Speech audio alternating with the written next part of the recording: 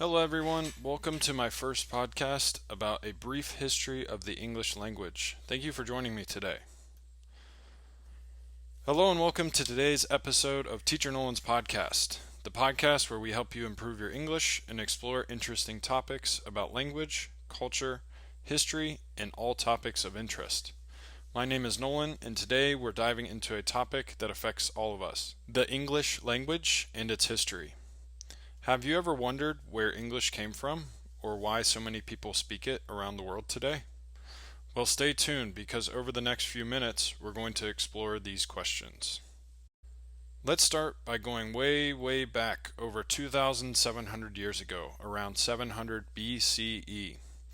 This is when the Latin language started being spoken by the Roman people in Italy. Latin was the language of the Romans and became extremely important in the ancient world. At first, it was only spoken in a small region of central Italy. However, as the Roman Empire grew, so did the use of Latin. Latin became the dominant language across much of Europe, North Africa, and parts of the Middle East.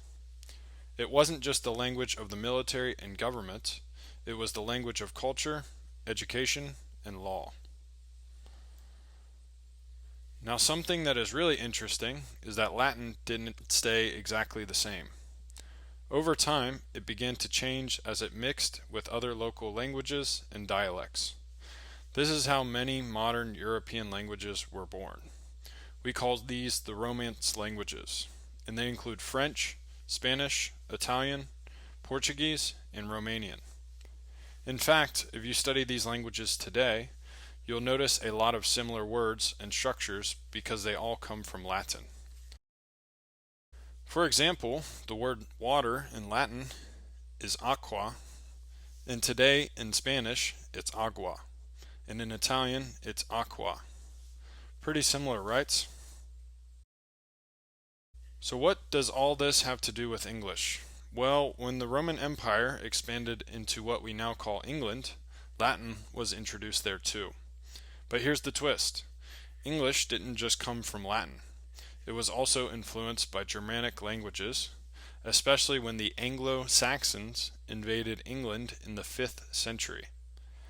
These different languages mixed together to form Old English, which is very different from the English we speak today.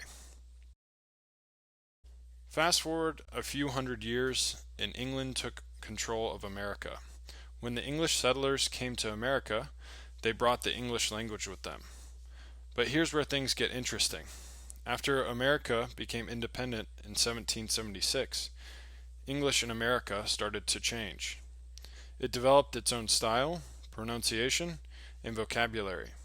Today, we have two common dialects of English, England English and American English. Now, a dialect is a variety of a language that has its own specific vocabulary, grammar, or pronunciation. Even though both dialects are still English, there are some differences. For example, in England, they say flat for an apartment, while in America, we say apartment. In England, they say lift instead of elevator. But overall, the two dialects are more similar than different. Let's talk about another fascinating part of English history. After the Anglo-Saxons came the Normans. In 1066, William the Conqueror, a Norman leader from what is now France, invaded England. This led to a big shift in the English language. The Normans spoke Old French, which influenced English vocabulary in a huge way. In fact, many English words today come from French. Words like judge or jury, court, and evidence all have French origins because of the Norman influence on English. Over time, this blend of Germanic, Latin, and French languages created what we now call Middle English. By the 15th century, Middle English began to change into Modern English, which is much closer to the language we speak today. A key event that sped up this change was the invention of the printing press in 1440. Suddenly, books and written materials were being produced faster and cheaper, and this helped standardize the English language. So how did English become so popular across the world?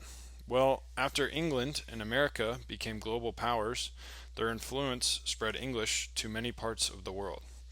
English became the language of business, science, and international communication. Today, English is spoken by over 1.5 billion people worldwide, either as a first or second language. This makes it one of the most widely spoken languages in the world. Another interesting point is that English continues to evolve even now.